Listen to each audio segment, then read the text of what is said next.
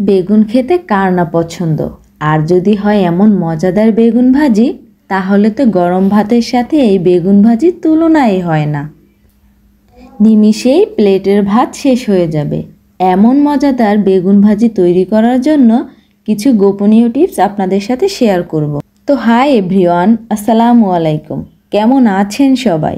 আশা করি সবাই ভালো আছেন। আমিও আপনাদের দয়ায় আলহামদুলিল্লাহ ভালো আছি। তো আর কথা না বাড়িয়ে চলে যাওয়া যাক মূল রান্নায়। বেগুন ভাজি করার জন্য প্রথমেই একটা বেগুন কেটে ধুয়ে নিয়ে তাতে পরিমাণ মতো লবণ, হলুদের গুঁড়া ও সামান্য মরিচের গুঁড়া দিয়ে বেগুনগুলোকে ভালোভাবে মেখে নিব। এমনভাবে মেখে নিব যাতে করে বেগুনের সব জায়গায় মশলাটা মিশে যায়। বেগুন মেখে বেশিক্ষণ রাখবেন না। বেশিক্ষণ রাখলে বেগুন থেকে পানি বের হবে। এতে করে বেগুন ভাজিটা ভালো হবে না, খেতেও মজাদার হবে না এবং বেগুন ভাজতে বেশি পরিমাণে তেলের প্রয়োজন হবে। আমার মশলা দিয়ে ভালোভাবে বেগুন মাখানো শেষ। এ পর্যায়ে চুলায় একটি রান্নার কড়াই বসিয়ে সেটি গরম হলে তাতে পরিমাণ মতো রান্নার তেল দিয়ে দিব। তেলটা গরম হলে তাতে মেখে রাখা বেগুনগুলো একটি একটি করে ভাজার জন্য দিয়ে দিব। বেগুনগুলো দেওয়া শেষ হলে চুলার আঁচ মিডিয়াম রেখে একটা ঢাকনা দিয়ে ঢেকে দিব, যাতে করে বেগুনগুলো পুড়ে না যায় এবং ভালোভাবে সিদ্ধ হয়। কিছুক্ষণ পরে ঢাকনাটা তুলে নিলাম। বেগুনের এক পাশ ভাজা হয়ে গেছে। এখন বেগুনগুলো উল্টিয়ে দিব অপর পাশ ভাজি হওয়ার জন্য।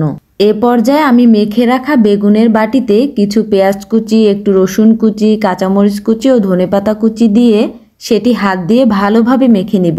এমনভাবে মাখতে হবে যাতে করে পেঁয়াজ, রসুন, ধনেপাতা ও কাঁচামরিচ কুচিগুলো একটু নরম হয়, কারণ এগুলো বেগুন ভাজির প্রায় শেষের দিকে দিব।